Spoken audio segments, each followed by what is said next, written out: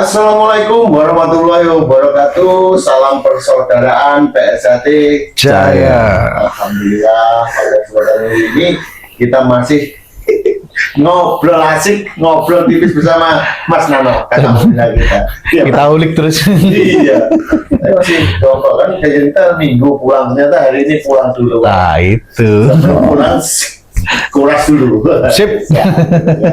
Alhamdulillah dulur, saya masih bersama Kang Mas Nano dan juga Kang Mas Edi. Nah, pada kesempatan hari ini saya pengen tahu detail tentang beliaunya, biografi Kang Mas Nano seperti apa, startnya dari mana, mulainya dari mana, latihannya di mana, seperti itu. Begitu Mas Edi. Sip, tentunya asik banget itu Mas. Ini udah pegang tangan udah dedek dia maksudnya. Bakal dirucak ini bakal. Siap-siap Mas Nano. Ngapunten Kang Mas Nano. Kan banyak dulu yang belum tahu dan tanya ke saya kemarin WA itu. Iya. Mas Nano itu di mana pertama kali kenal PSHT dan latihannya di mana, kapan, dan siapakah sang pelatihnya? Kayak gitu. Biar dia curigai kalau warga Gadungan kali. Kan KTA abadi kan itu. Sama apa? Pelatih. Iya. KTA abadi itu. Benar. Baik. Mas Tio, Mas Edi, terima kasih. Sama-sama. Saya ini berkali-kali saya ditanya ini sebenarnya saya risih juga kalau mau memamerkan diri saya siapa itu sebenarnya malu saya. Cuman karena ini mudah menjadi pembelajaran untuk generasi yang akan datang bahwa saya masuk Esatrate itu punya keuntungan yang luar biasa. Kalau bukan karena Esatrate saya tidak seperti ini. Siap. Sekali lagi, kalau bukan karena saya kadernya Esatrate tidak mungkin saya bisa seperti ini. Artinya mencapai seperti ini. Karena saya bukan siapa-siapa, saya bukan anaknya siapa, saya bukan atlet nasional, bukan yang apa gitu. Tapi saya bisa sampai seperti ini. Sehingga kalau ditanya kapan perkenalan saya dengan Esatrate, saya waktu itu tahun 83. 83 dari 1983 itu saya SMA kelas 1 Mas. Jadi sejak SMA kelas 1 itu saya di komplek itu ada komplek Auri Pancoran itu ada latihan pencaksilat. Siap. Saya bergabunglah di situ dengan adik saya laki-laki. Saya punya adik laki-laki, bergabung kami latihan berdua. Tapi yang akhir lanjut sampai jadi warga sampai ini adik saya berhenti di jalan karena biasa latihan satu kan lumayan, artinya kalau nggak kuat-kuat ya sudah pasti putus di jalan gitu. Kalau jadi 83 saya latihan di Pancoran. Saya tuh ketemu pelatih yang menurut saya pelatih yang istimewa, yang mengarahkan saya, membimbing saya. Dia udah sangat udah kayak bapak saya, kayak kakak saya, kayak teman gitu dalam berdiskusi. Jadi namanya Mas Edi SP. Dia satu angkatan latihan dengan Mas Harsono Nganjuk. Oh, Mas Harsono. Jadi yang pendiri penganjuk. Jadi dia latihan di Madiun sana. Jadi pulang dari latihan di Nganjuk itu beliau merantau Jakarta, buka di beberapa tempat, tapi beliau sudah ngelatih di beberapa tempat, jadi atlet. Karena besar Mas, orangnya tinggi besar, tingginya hampir 180-an, orangnya besar gitu. Jadi udah ganteng, keren gitu ya. Jadi saya beruntung ketemu pelatih yang aduh ini saya idola saya lah gitu kira-kira. Itu yang mengarahkan saya. Saya beruntung dapat pelatih yang menurut saya bisa ngebimbing saya sampai saat ini kan gitu. Jadi di situ saya dilatih 3 tahun saya berlatih, 83 latihan disahkan itu 86 di Jakarta. Pengasahan saya di Jakarta. Waktu itu mau ikut yang bersama-sama di Madiun 85 tapi tanda kutip masih terlalu muda. Baru 17 tahun. Wah, nanti tahun depan aja. Jadi akhirnya setelah lulus SMA, saya baru boleh disahkan oleh Mas Edi dari 86 ya? 86 di Jakarta. Latihannya 3 tahun, 83. 83. Wah, luar biasa. Latihan 3 tahun, terus normal disahkan di Jakarta. Kemudian dari situ saya ngikutin jejak pelatih saya itu, karena saya langsung dikasih kepercayaan untuk membantu melatih di rayon. Kemudian seperti itu saya ditugasi untuk melatih yang prestasi gitu. Bang udah dikenalkan dari awal, jadi oleh pelatih saya dikenalkan. Karena pada saat saya berlatih itu Mas, saya tuh ngelihat pelatih saya, waduh, terkagum-kagum. Kita lagi latihan tuh dia datang tuh dengan jaketnya tulisan Peladap Won, dengan bangganya gitu. Jadi terus dia pernah pakai baju kaos apa jaket SEA Games gitu. Jadi kita sebagai muridnya itu kita punya mimpi, bisa nggak ya kita kira nanti suatu ketika saya juga kayak pelatih saya bisa jadi pelatih PON, pelatih SEA Games, pelatih kejuaraan dunia. Hebat sekali gitu. Jadi itu yang bikin saya tuh kayaknya ya dari beberapa muridnya yang ngikutin jejak ya, udah saya ngikutin nih. Artinya apa yang saya harapkan, apa yang sejatinya terus, oh ini berarti keinginan kita waktu itu terjawab, menjadi tercapai. Saya pernah jadi pelatih PON, saya pernah jadi pelatih SEA Games, saya pelatih kejuaraan dunia. Artinya apa yang kita lihat sosok pelatih tadi itu menginspirasi anak muridnya. Maka hati-hati para pelatih itu idola. Benar, jadi betul. Jadi kalau seorang pelatih itu diidolakan siswanya gitu. Ya hati-hati tingkah lakunya, sikapnya, perbuatannya harus mencerminkan sehingga si murid-murid itu harus bisa membahagiakan pelatihnya itu. Ya, kan? Jadi latihan terus pelan-pelan saya didorong untuk ikut bertanding juga. Tapi saya nggak sampai tingkat nasional lah. Saya itu hanya tingkat DKI saja, mahasiswa, kejuaraan mahasiswa beberapa kali di Malang, kejuaraan mahasiswa di Jakarta sekitar. Terus seleksi ya sampai di DKI, sampai di wilayah kayak gitu. Tapi saya mau pelatih saya kayaknya diarahkan suruh jadi pelatih itu. Makanya begitu jadi warga, saya langsung kuliah olahraga. Di lulus SMA itu, saya langsung kuliah olahraga supaya karena saya ngerasa ilmunya harus dapat gitu. Akhirnya saya ambil akademi olahraga, saya dapat beasiswa akademi olahraga, jadi belajar olahraga itu untuk perkenalan sehingga saya akhirnya ibaratnya sama pelatih saya itu udah dijajalin ya ngerti jadi pelatih cabang, jadi pelatih provinsi terus itu kayak gitu kan. Jadi sampai akhirnya ya saat ini saya ngerasa ini berkat didikan pelatih saya, tangan dingin pelatih saya ikuti. Luar biasa, keren. Banyak hal ya Mas Nano, wah luar biasa. Berarti itu kalau diceritakan panjang kali lebar pasti nggak selesai itu, banyak itu. Itu singkat sekali tapi wah sangat mengesankan. Jadi kenal dengan PSHT melalui pelatih yang sangat menginspirasi, Mas Edi SP. Jadi apa ya? Kita garis bawahi tadi bahwasanya pelatih itu menjadi idola bagi murid-muridnya. Jadi ya harus menjadi contoh yang baik tentunya. Yaitu Mas Nano. Tadi sudah dipesankan banyak hal. Pentingnya pelatih itu bisa menginspirasi untuk anak didiknya. Jadi ini Mas Nano. Apa yang membuat Mas Nano itu kok setelah disahkan menjadi warga SHT kok kepengin lebih dalam lagi untuk berkiprah di dalam SHT itu sendiri? Iya, jadi oleh pelatih saya itu walaupun saya kerja masih ibaratnya beratu pelatih muda, sudah dibawa kemana-mana Mas Edi. Jadi pada saat dia ngelatih PON di Senayan, saya dibawa.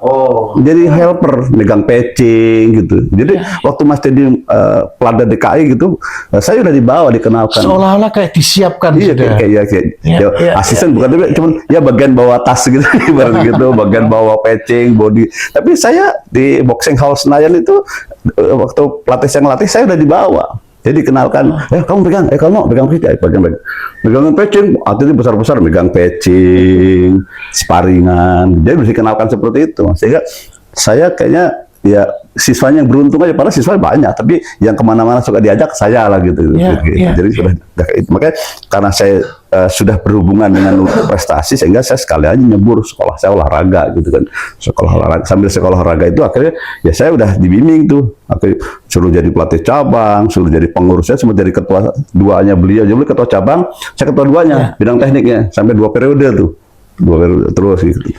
Terus akhirnya didorong-dorong sampai masuk nanti nembus sampai ke DKI, sampai nanti lanjut kayak gitu, ya beliau lah yang mengkader saya gitu. Mas Edi, ini Mas Edi ingat waktu saya dilihat ke Mas Edi ini, saya sama dengan apa yang dirasakan Mas Nano waktu opening dari pembukaan Statement tadi.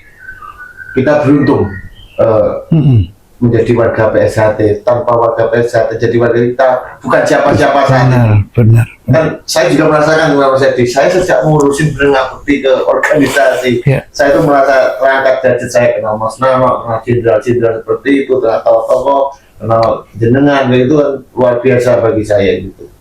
Itu memang ilmu PSHT, ilmu istirahat itu memang nyata itu Mas itu. Memang guru kita almarhum Mas Tarmaji selalu berpesan. Iya. Kalau tidak salah Mas Nano, tolong dibetulkan Mas. Mas, kalau beliau nggak pernah manggil Dik gitu ya, Mas. Ya. Mas, ngopeni BBI seoleh hadiah ndoke. Iya. Apa meneh gelem ngopeni organisasi apa dulur-dulure. Insya Allah hikmahnya gede. Iya. Ya mungkin itu Iya, Mas Edi. Betul. yang kita terima sekarang, alhamdulillah, karena ya kita tidak ada motivasi tertentu, Nggak ada pamrih ya. tidak ada pamrih untuk Tapi itu kan setelah otomatis ya datang aja kita sendiri gitu. Jadi saya sepakat dengan jenengan tadi. ya itu. Jadi ya luar biasa memang. Jadi Mas Nano sampai hari ini ya tentunya banyak perjalanan yang dilewati Betul. Dan itu tidak mudah. dan tidak mudah. Itu kan berkat tangan-tangan dingin pelatih-pelatih kita, pembimbing-pembimbing kita Mas gitu lihatnya. Hebat lah pembimbing kita. Eksatrat itu sebenarnya kalau kita cakin dalam pribadi kita, kehidupan kita sehari-hari, keren gitu. Artinya itulah kita banyak saudara, banyak teman, banyak komunitas yang kadang kan tinggal kita aja menempatkan dirinya. Betul. Ya. Nah, Mas Nano, itu kan tingkat satunya tadi perjalanannya. Saya tuh mau ketawa dulu ini. Saya tuh dengar cerita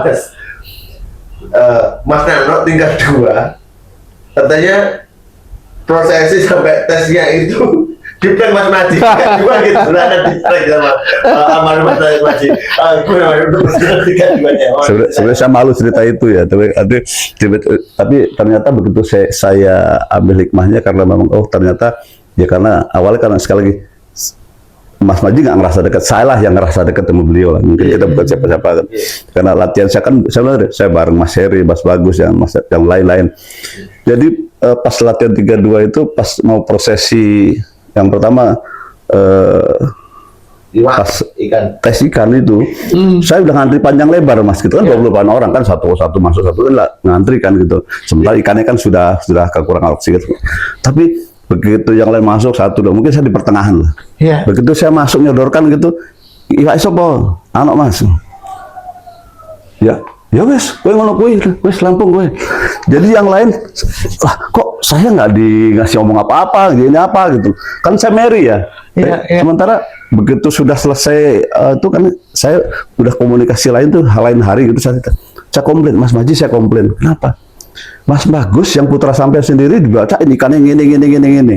Begitu Mas Heriwur yang sesuai suke punya PPR banyak, jadi nasihatnya gini. Nah saya yang ngudul bapak kok nggak ada sih? Apa kurang apa kali apa? Wis no, kowe iki wis ngono kuwi. Wis ngono kuwi sak karepmu lah iku. Kowe wis arahke piye? Wis sak kowe atimu pengen ngono ya ngono. Kan Mary saya pakai gitu. Jadi, wah ini yang lain diceritain semua lah. Ada Mas Narko Jakarta Utara teman saya itu satu angkatan, ada Mas Didi Mayor itu diceritain. Kok nggak diwejang sendiri yang gitu ya? Iya, ada 10 menit Mas, ada yang sampai 15 menit gitu kan. Nah saya nggak sampai 2 menit majuin barangnya, terus tiba-tiba ini nggak iso apa. Nah Mas, aku tuh bilang, ya terus ngono kuwi ya. Gitu dia. Itu saya tanya setelah beberapa bulan pengesahan, saya tanya, Mas, saya komplain lah yang lain putra sampean sini dipejang, ini dipejang dakin Mas Heri gitu kan, kok saya gitu. Tapi ada yang seru Mas, ada yang cerita sama saya, bukan hanya ikan, pisang kalau nggak salah. Nah, ngerjain pisang beda lagi. Itu pas prosesi malamnya Mas, itu kan siangnya gitu, malamnya. Tapi ya mungkin dia mau yang lain mungkin takutnya mungkin bisa stres marah gitu ya mungkin. Kalau kita kan hanya panik aja. Jadi tinggal prosesi Mas, orang udah masuk semua ruangan gitu kan. Itu saya ingat itu sekitarnya jam 9-an gitu lah ya. Jadi diperiksa dong satu-satu. Ini ikannya begini, goreng udah celaka semua. Misalnya itu, pisangnya begini. Keliling semua 28 orang. Begitu ke tempat saya, pisangnya dipegang. Ini bukan pisang Mas. tuker. Karena kita panik mas, Iya. sudah Sudah sampai mau situ, prosesi. udah prosesi, Iya. ditanya, siapa yang punya cadangan, dicari semua, tanya semua kawan-kawan semua, Harry War apa semua tanya, nggak ada mas, ada yang bagus tapi udah patah ini, udah utusan berangkat ke Sleko pasar, nyari ke pasar, Iya. jual pasar. Begitu sudah hampir setengah jam balik motor, nggak ada mas, Kak. Tutup semua tukang ikisan bang, selesai mas. Begitu sudah mau masuk jam 10 itu, Mas Maji balik lagi, nggak ada. Belum ada mas, ini apa gantinya kilometer. Iya. Terus, tapi saya kan nyeletuk ya, mas izin tanya, ini kan pisang atasnya yang punya Mas Heriwur itu, ini kan tengah sama, berarti kan satu tandan. Satu gitu. tandan. Ya itu berarti mas, ya wes aja kalau gitu.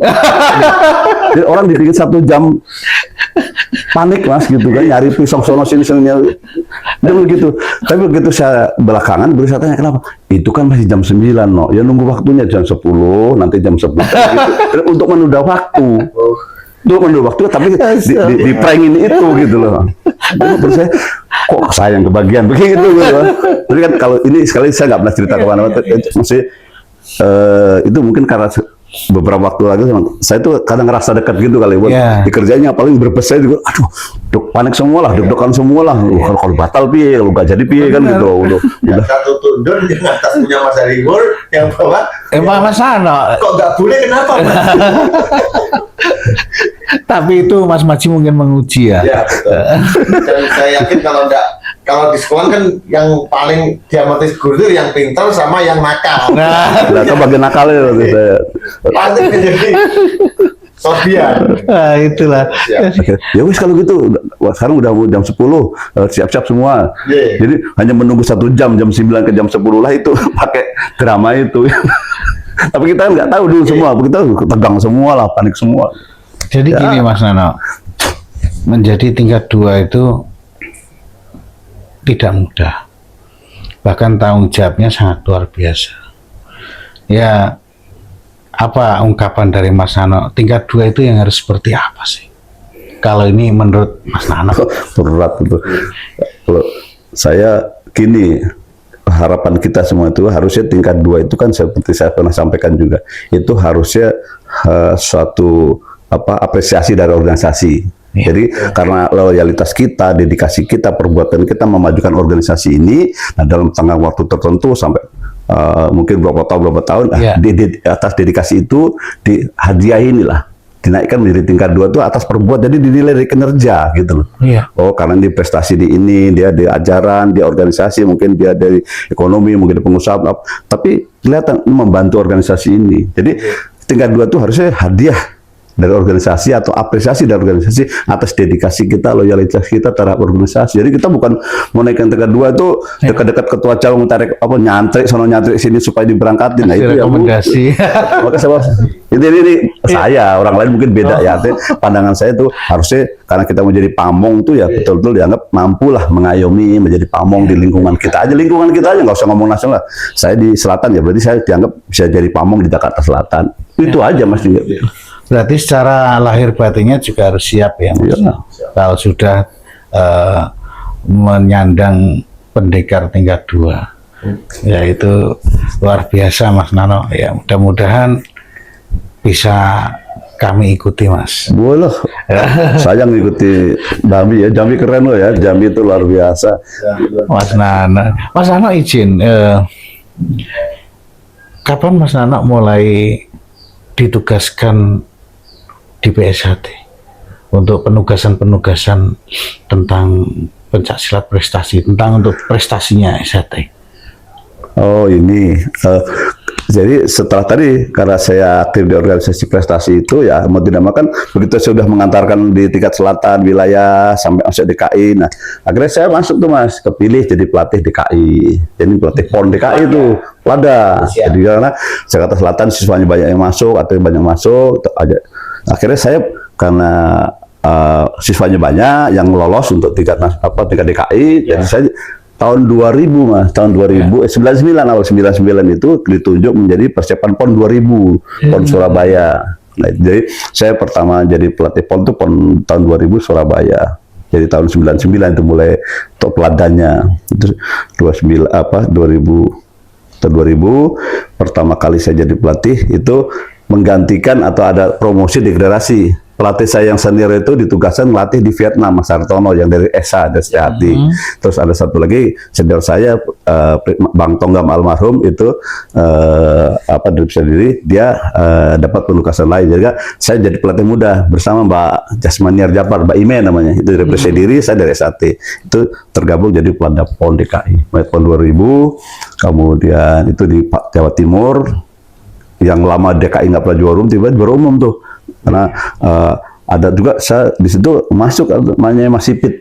Mas Sipit itu nanti pelatih seni. Dia orang yang bisa jadi motivator, bisa jadi pokoknya adanya beliau ini membuat pelatih-pelatihnya jadi bersemangat melatih. Jadi ada jadi bertanggung jawab betul lah. Jadi orangnya keras lah. Mas Sipit itu kalau ngomong pokoknya ngomongnya jeblak aja. Kalau kuping-kupingnya nggak tahan mungkin bisa sakit hati sama dia. Tapi omongannya itu kita bisa buktikan itu dengan ucapan beliau, pimpin beliau. Akhirnya kita Jakarta waktu PON Surabaya itu udah bertahun-tahun nggak pernah juara umum Mas gitu. Nah, begitu lanjut PON 2024 PON Palembang saya masih DKI. Saya masuk lagi jadi pelatih pelanda DKI tahun 2004 Palembang.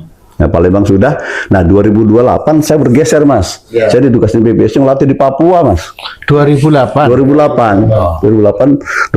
itu saya PON Kalimantan Timur diminta melatih di Papua. Jadi saya diberangkatkan melatih Papua di sana. Tapi ya itu karena Papua dan Papua Barat kan pisah provinsi waktu pemekaran gitu ya. Jadi Papua Induk yang Papua Jayapura dan Papua Barat. Nah, saya melatih di Papua Barat di Manokwari Sorong itu ya. Latihlah di sana itu 2008. Terus nanti 2008 saya selesai 2008 balik ke Jakarta lagi. Kemudian nanti di perjalanan itu masih punya ikatan PON dari Papua itu 2021 saya masih pegang Papua lagi.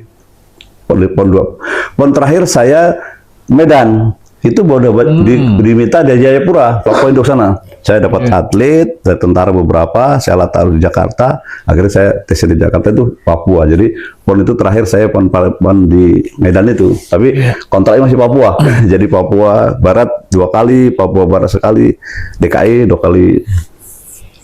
Itu ya suka dukanya ya. Jadi ngerasa juga melatih di daerah gitu di Papua. Tapi banyak kan Papua itu semua bagus ya, artinya ini kan mengembangkan pencaksilat. Jadi waktu itu oleh PBIPSI ditugaskan kita melatih di sana, pengembangan di sana. Itu yang di PON ya, di nasional. Nanti ada beberapa kejuaraan tuh. Ya akhirnya karena banyak teman, banyak saudara sehingga ya setiap ke daerah-daerah itu akhirnya kita banyak. Akhirnya atas dasar itu mungkin Mas Pusat waktu itu Mas Maji saya suruh masuk jadi pengurusan bidang prestasi. Akhirnya gitu. Ya. Mungkin ada Mas Tio yang mau sampaikan. Mas Nano, ini kan untuk urusan PON. Nah, untuk ajang internasionalnya atau SEA-Games-nya, Mas? Ya, makanya 2008 itu kan saya dari terakhir untuk melatih PON. Nah, 2010 itu saya sudah mulai dipersiapkan masuk di PB supaya kita jadi saya ditunjuk nanti di pelatih SEA Games. SEA Games pertama saya itu SEA Games 2013 di Myanmar. Jadi Myanmar itu 2013 saya di pelatih mulai 2012. Saya kepengurusan yang waktu itu formaturnya dibentuk di Madiun itu di sana. Jadi saya pelatih SEA Games pertama 2013 di Malaysia di Myanmar, nanti itu pelatih, terus nanti di PON 2015 itu di Singapura masih jadi pelatih. Nah 2017 di Malaysia saya udah jadi asisten manajer Bang Edi Prabowo untuk SEA Games yang di Malaysia. Kemudian begitu 2019 di Filipina saya jadi manajer tim Indonesia. 2021 saya masuk lagi timnas, tapi saya jadi pelatih lagi di Vietnam waktu itu 2021. Nah terakhir kemarin saya diminta gabung lagi di asisten manajer di PON yang SEA Games yang di Thailand, kalau nggak kebetulan salah, ya. manajernya Pak Irjen Pol Nunung, sekarang Wakabareskrim itu manajer timnas Indonesia kemarin. Dan kita juga juara umum, dapat 4 emas, Wow. dan 1 perak, 7 perunggu gitu ya. Juara umum Itu berarti. kerja. Juara umum, Maksudnya keren. kita salut, kita hormat kepada Mas Nunung, Mas Jenderal bahwa membimbing jadi manajer kita, semuanya terperhatikan, semuanya dilayani, semua difasilitasi luar biasa. Beliau seorang manajer, kita doakan mudah-mudahan sehat terus beliau ini, terus Amin. pangkatnya terus bagus, Amin. karirnya terus keren lah gitu. Karena bukan kita menyanjung, karena kita bukti bahwa dia mimpin kita waktu ke Vietnam, mimpin kita datang Vietnam, datang waktu ada kejuaraan Asia, terus kemarin waktu di SEA Games sendiri kayak begitu, perjuangan luar biasa. Dia bukan cuman orangnya hadir, tapi juga uangnya, semua totalitasnya luar biasa. Siap, luar biasa. Luar biasa.